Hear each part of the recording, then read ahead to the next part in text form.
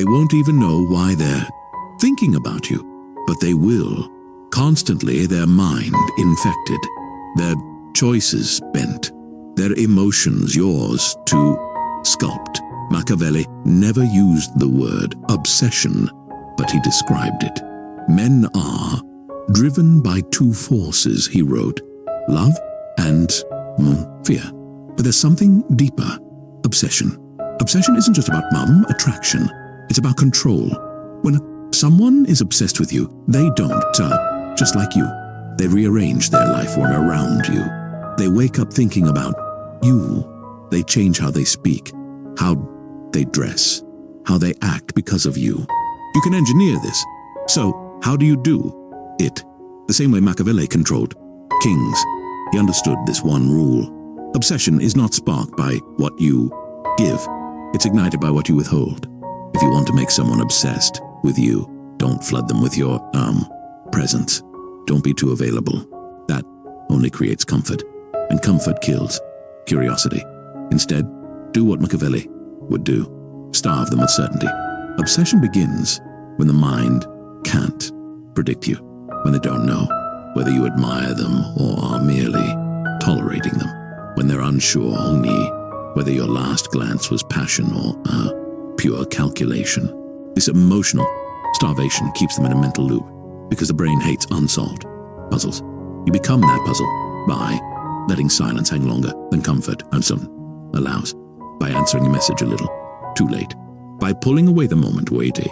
They lean in. Machiavelli never gave a full answer, never revealed his full loyalty, and never ever gave people the certainty they craved, because certainty ends the chase. Uncertainty lights the fire. Once you've sparked interest through absence and race and silence, it's time to mirror, but not completely.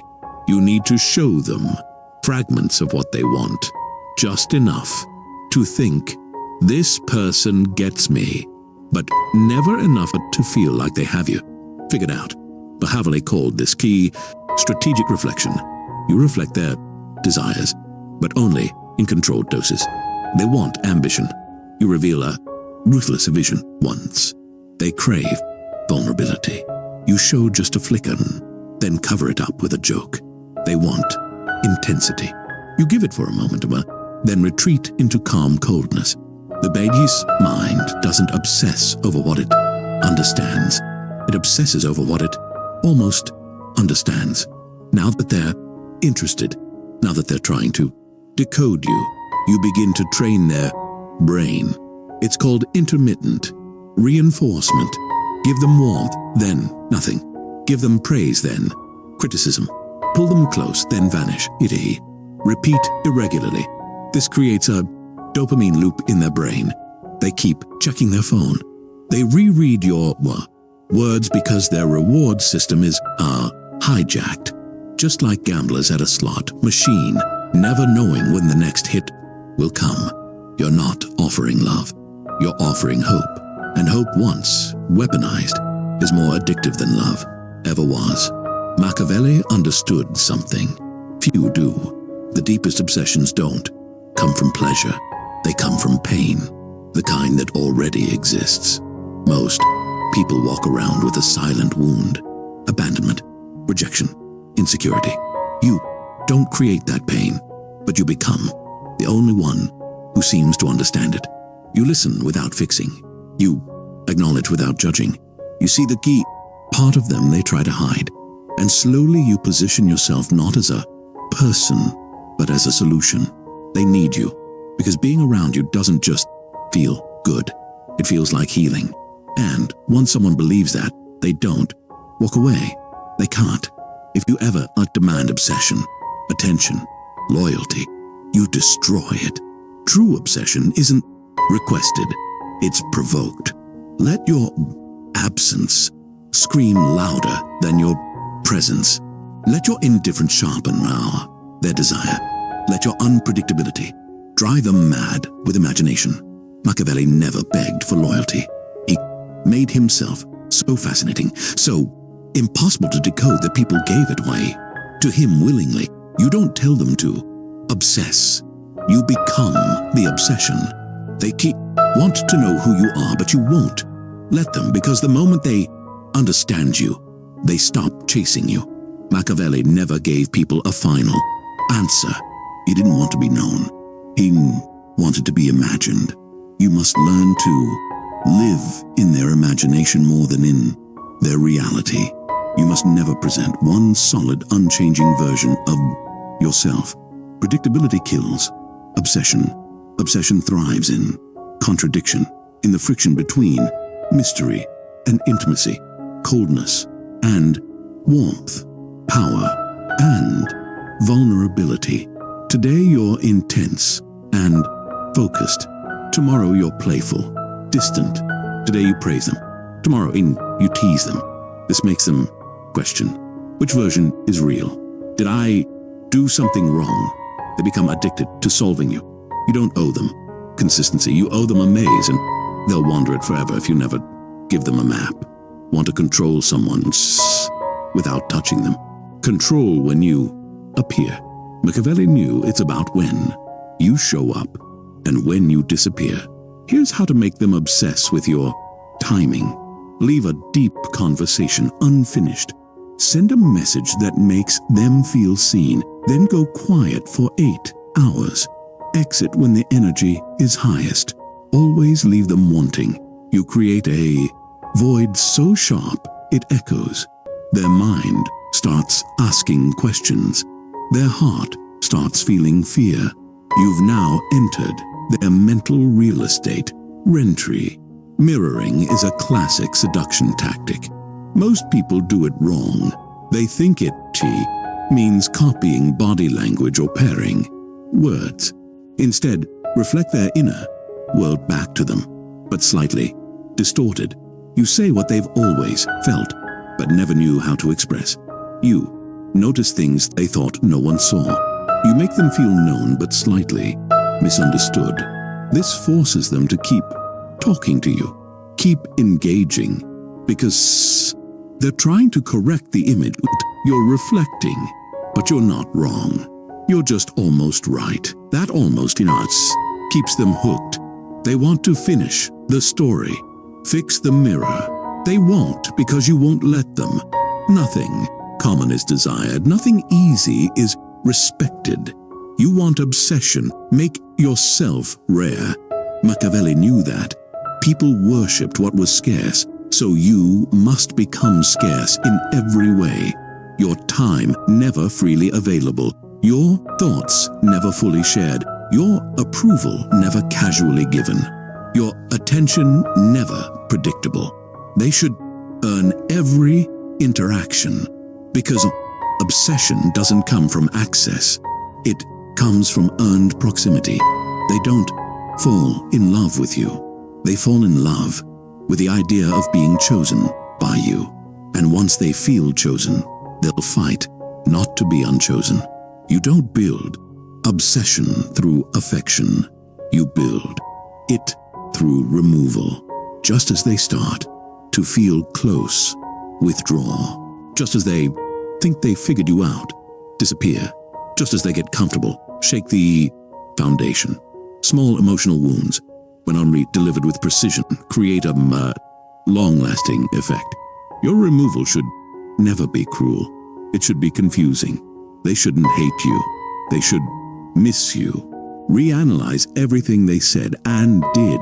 This is the moment where obsession deepens, because now it's no longer about you. It's about how they feel about themselves in your absence. Every powerful figure in history had a signature, a scent, a word, a gesture. These tiny sensory anchors plant themselves in a person's subconscious. You do the same. A phrase only you use, a specific tone in voice when serious, a gesture that triggers memory. This becomes your fingerprint in their mind. They start seeing you in other people's words, hearing your voice in silence. This is how you move from person to presence, from human to haunting. To make someone obsessed, they must see themselves in you and you in them. You are no longer the other. You become part of how they understand themselves. This is what Machiavelli did. Now, he didn't just advise. He embedded himself in their choices, their fears, their pride. He became the voice they heard when making decisions. People don't obsess over others. They obsess over who they believe they are when they're with you. So you make them feel more powerful when you're around, more understood, more desired. You subtly plant values in them. You're not like everyone else. You see things others miss. You're showing them a version of themselves that only exists when you're near. Now, every time they step away from you, they feel less, and they'll return because the obsession isn't with you. It's with who they become around you. Assign them a powerful identity in your life. Once they're already invested, once they've begun to seek your attention, you give them a title. You're the only one who actually gets this side of me. I don't trust people easily, but with you, it's different. Now they feel chosen. To lose, you would mean losing that identity. That's obsession. You're a mirror for their most desired version of themselves. And people protect mirrors, like they protect ego. Machiavelli wrote, "Men must either be caressed or annihilated. To truly own someone's emotional loyalty, you must hold their secrets. You don't demand confessions. You simply listen with so much silence on so much non-judgment that they give them to you freely. When they tell you about the trauma, the failure, the shame, you don't react. You witness. That alone makes them feel safer with you than with anyone else. You are the vault. They fear their secrets will rot in silence. That fear turns to attachment. That attachment, when crafted well, becomes obsession, memory, marine manipulation. You're not just influencing who you are to them today. You're rewriting who you were to them yesterday by reframing experiences. Remember the look you gave and me when I said that? That moment changed something. When we walked by that place, I could tell you were fighting something inside. Even if it didn't happen that way, they start to believe it did. The brain is plastic.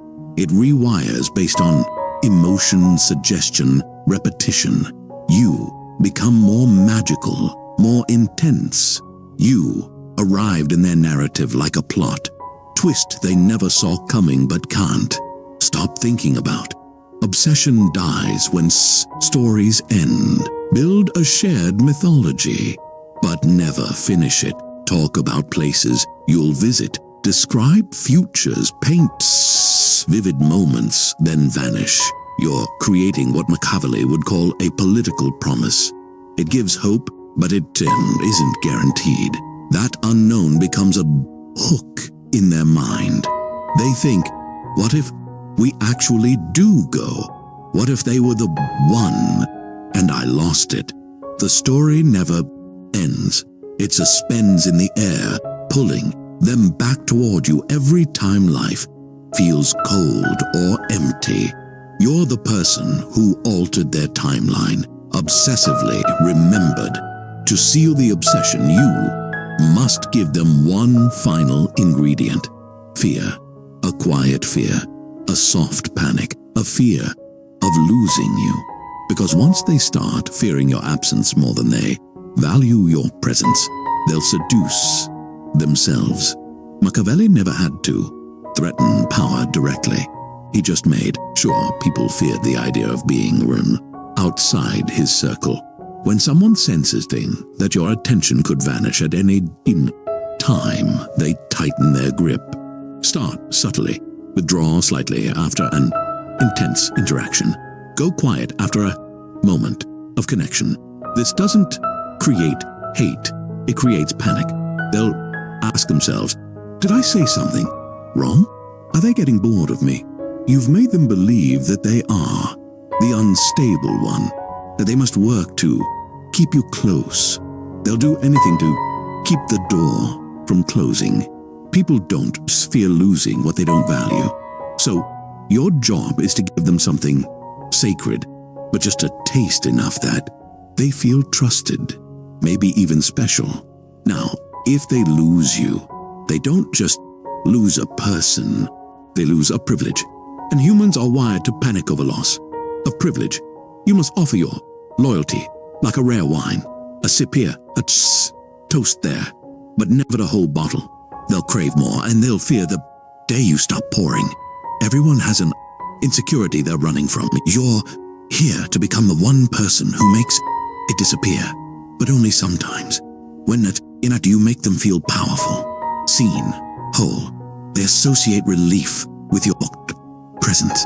But when you subtly vanish, that insecurity returns. They begin to equate you with relief. You're the only thing keeping their fear from devouring them. They become emotionally dependent, not on your words, not even on your love, but on the version of themselves they can only access through you. Now, even the thought of you leaving becomes unbearable. Fear disguised as attachment. Most people fear rejection because it leaves them without closure. If someone feels like you might leave, they'll panic. But if they feel like you could leave for a reason, that's their fault. They'll try harder, never threaten to walk away. Instead, introduce thoughts like, I've always admired your strength. I just hope you don't become like everyone else. People lose me not because I leave, but because they forget how rare I am. You're not pushing them away. You're making them terrified of pushing you away. Now, they're not just drawn to you. They're guarding you like fragile gold. Once you've embedded yourself into their identity, memories, desires, you become their moral compass. You subtly guide their decisions. You're better than this. That's not how I see you. Pull away just enough to make them wonder if they've lost your respect. Now they don't chase your affection, they chase your moral approval. And once you control someone's self-image, you control everything. You can go silent, and they will text 3 times. Scroll through your old messages, analyze your last words. Machiavelli would do nothing, because silence is louder than explanation. You've made them dependent on your unpredictability. They're hooked on trying to fix what they never broke. They're already chasing their own obsession. You simply remain a few steps away, always near, never reachable. Obsession still needs fuel. Nothing feeds it more than a perfectly timed, vanishing act. When you are no longer present, your power begins to expand. He knew the moment you remove yourself is the moment you become larger than life. You no longer chase attention. You become the absence that haunts it. You don't ghost them. You don't block them. You simply fade. A small delay in your replies, a slight reduction in warmth. Never give them a reason. If they ask, what's wrong? You offer calm confusion. Nothing's wrong. I've just been in my head. So they start blaming themselves. Did I overwhelm them? Was I never enough? And that's what makes them obsessed. During your fade out, you don't vanish entirely. You leave behind triggers, a playlist you once shared, a location you always met at, a phrase they now hear everywhere. This is how you become a ghost that lives in their everyday life. Their mind starts filling in the blanks. Their own imagination becomes your voice. Obsession needs friction. Leave small traces. Watch their story but never reply, like a comment but never text. Send a vague message with no context, then go silent. Again, these breadcrumbs reignite the hope that they're still on your mind. That hope keeps them crawling through the emotional desert, praying for a drop of attention. You are no longer the person they desire. You are the answer they crave. Out of emotional dehydration, and you've made yourself the only source of water. After a period of silence, you reappear, but not as the same person. You come back colder, sharper, more in control, less emotionally expressive, and you treat them differently, just with reduced softness. They'll sense the shift. They'll feel the distance. They'll try to get back what they once had, but you never return fully. You let them know through tone and behavior. You were close, but something's changed. This makes your presence even more valuable. They're not chasing who you are. They're chasing who you used to be. And people never stop chasing ghosts they once felt safe with. They try everything, but none of it works because you've made yourself unreachable. They're no longer chasing you. They're chasing relief from the person they became because of you. They are now trapped in a cycle of their own making, built from your silence, your warmth, your withdrawal, your return. You gave them just enough paradise to make reality unbearable without you. Legend status. Start shaping your myth. Speak about your past in poetic, ambiguous ways. Let others describe you in extreme terms. Mysterious, powerful, unreadable. Never defend your image. Let them argue over it. Once someone starts defending you to others, they become your priest, part of your myth. You are no longer just a person they knew. You are a story they can't stop telling, and stories live longer than memories. Now, it's time to use it. Machiavelli wanted to be obeyed. Obsession, if sculpted properly, becomes the purest form of control. Because once someone's identity, is tied to you, they don't just want you. They need to prove themselves to you. And that's when they'll do anything without ever being asked. When someone obsesses over you, they're constantly seeking validation. Give validation not based on love, but based on loyalty. You don't reward their affection. You reward their alignment. They defend you. You give warmth. They echo your beliefs. You open up. They follow your unspoken rules. You show appreciation. They begin to understand. The more I act in accordance with what pleases them, the more I feel whole. That's behavioral loyalty. Now raise the bar with silence. Make it clear through energy alone that there are standards in your presence. Emotional self-control, elegance under pressure, loyalty without prompting. You don't explain these expectations. You embody them.